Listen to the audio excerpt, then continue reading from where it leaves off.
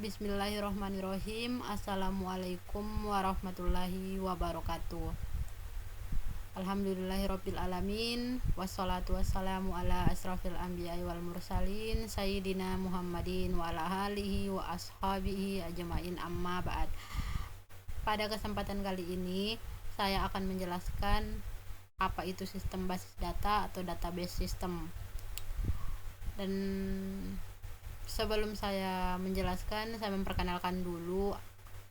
Nama saya Anissa Gustriani, NIM 105841102220,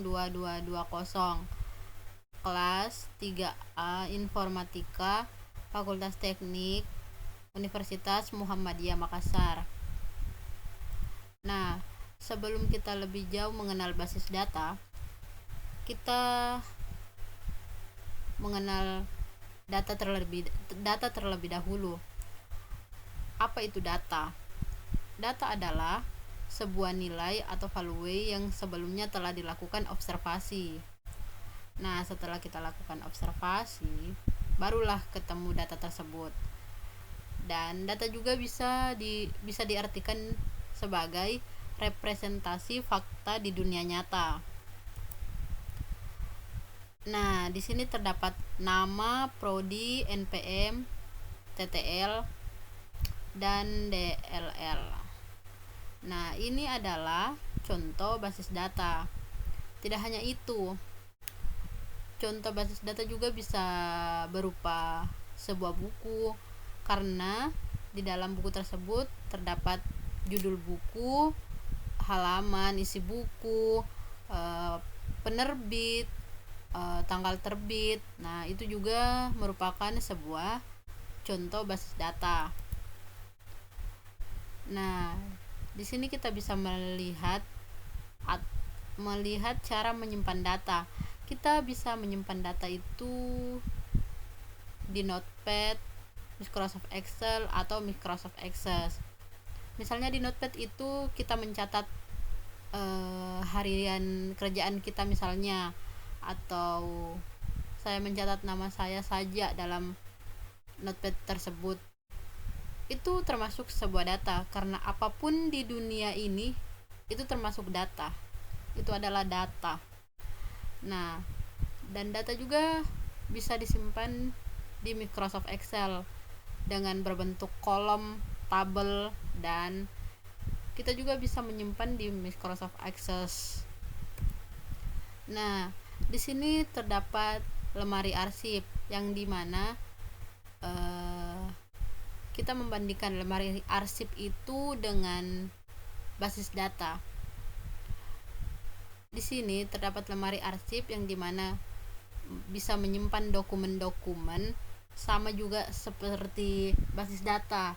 Basis data pun juga bisa menyimpan file-file penting.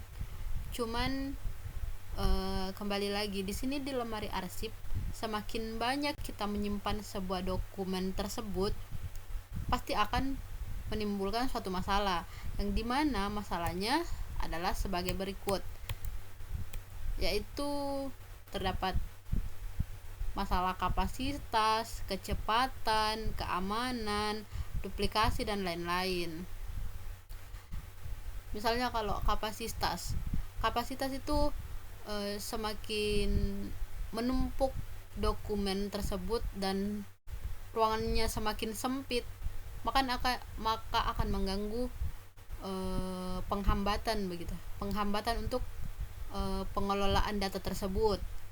Dan di sini juga akan menimbulkan masalah kecepatan, dan dimana jikalau datanya semakin menumpuk, ruangannya semakin sempit, pasti akan menghambat kecepatan jikalau kita mencari data tersebut kurang lancar lah. Misalnya keamanannya juga nggak terjaga, terdapat juga masalah duplikasi dan lain-lain sebagainya. Nah, di sini saya mendapatkan solusi dari masalah tersebut, yang dimana solusi itu yang pertama efisiensi ruang penyimpanan, dimana kita dalam database itu kita bisa menyimpan data di dalam hard disk atau cloud awan, atau biasa juga disebut online lah. Kecepatan dan kemudahannya jangan diragukan lagi, karena kenapa, dalam basis data itu kita tidak sama seperti lemari arsip tadi, memiliki kecepatan mencari data tersebut itu menghambat atau tidak lancar lah. Dan di sini juga terdapat solusi ketersediaannya, kelengkapannya, keamanannya juga terjaga, kebersamaan pemakaian, dan lain-lain. Nah, di sini juga terdapat Microsoft SQL Server, Oracle, Microsoft Access, MySQL, PostgreSQL, dan yang terakhir itu InnoDB. Nah, di sini kebanyakan orang menganggap ini semua adalah sebuah database. Padahal ini bukan database. Ini adalah sebuah DBMS atau biasa juga disebut Database Management System, yang dimana ini semua adalah suatu aplikasi untuk mengolah sebuah database atau basis data tersebut. Jadi ini bukan database, melainkan ini aplikasi atau biasa juga disebut DBMS. Nah, ini adalah salah satu contoh aplikasi yang dimana dibutuhkan basis data di dalam suatu programnya. Ini adalah bentuk aplikasi zaman dulu ya. Kalau di era sekarang ini sudah tidak ada. Nah, di sini juga terdapat pengguna database atau basis data yang dimana ada 4 pengguna, yang dimana pertama itu DBA atau database administrator, yang kedua itu programmer, dan yang ketiga itu pengguna aplikasi, dan yang keempat itu pengguna akhir. Nah, di sini juga terdapat model perancangan basis data yang dimana ada berbasis objek. Di dalamnya terdiri dari ERD atau Entity Relationship Diagram, dan yang kedua itu semantik. Ada pula record di dalamnya terdiri dari relasi, jaringan, dan hierarki. Berbasis objek ERD atau Entity Relationship Diagram memiliki pengertian yang dimana adalah suatu model untuk menjelaskan hubungan antar data dalam basis data berdasarkan objek-objek dasar data yang mempunyai hubungan antar relasi. Nah, di sini memiliki contoh. Di sini terdapat segi 4 yang dimana di dalamnya tersebut tertulis mahasiswa. Ini adalah sebuah entitas, dan yang lingkar-lingkar ini NIM, nama, prodi itu diibaratkan atribut, dan sama juga di mata kuliah itu sebagai entitas, dan kode mata kuliah dan nama mata kuliah itu adalah atribut.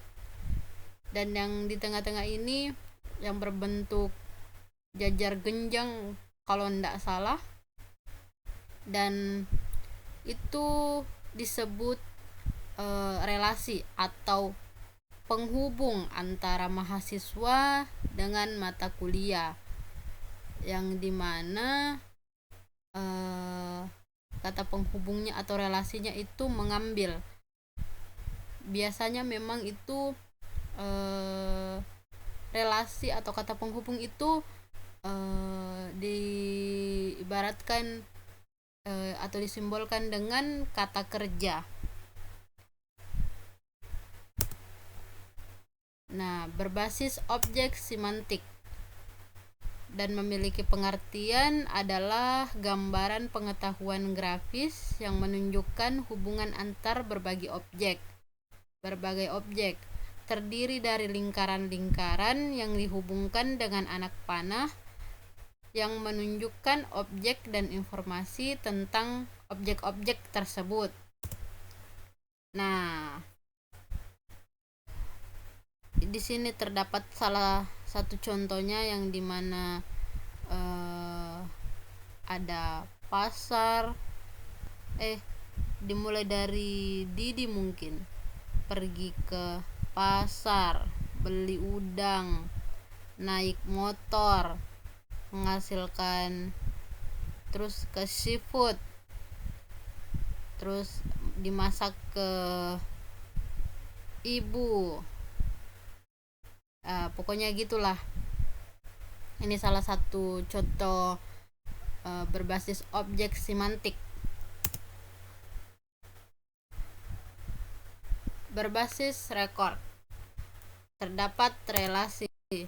Relasi adalah gambaran struktur basis data yang dibuat dengan bentuk tabel. Nah, berikut salah satu contohnya.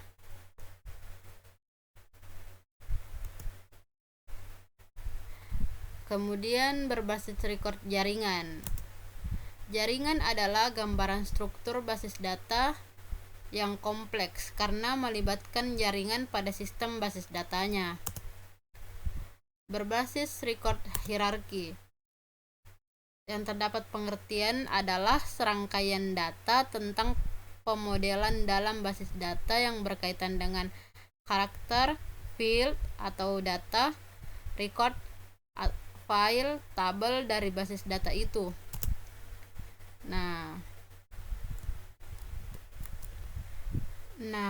di sini terdapat contoh hierarki yang dimana di sini terdapat universitas sebagai entitas paling atas, terus kemudian fakultas memiliki dua turunan yaitu mahasiswa dan dosen, terus dosen itu memiliki turunan mata kuliah. Di sini hierarki memiliki contoh kayak misalnya level tertinggi itu paling atas, kayak misalnya contoh silsilah keluarga, misalnya yang paling atas itu ada kakek, terus nenek, ada bapak, ibu, terus anak,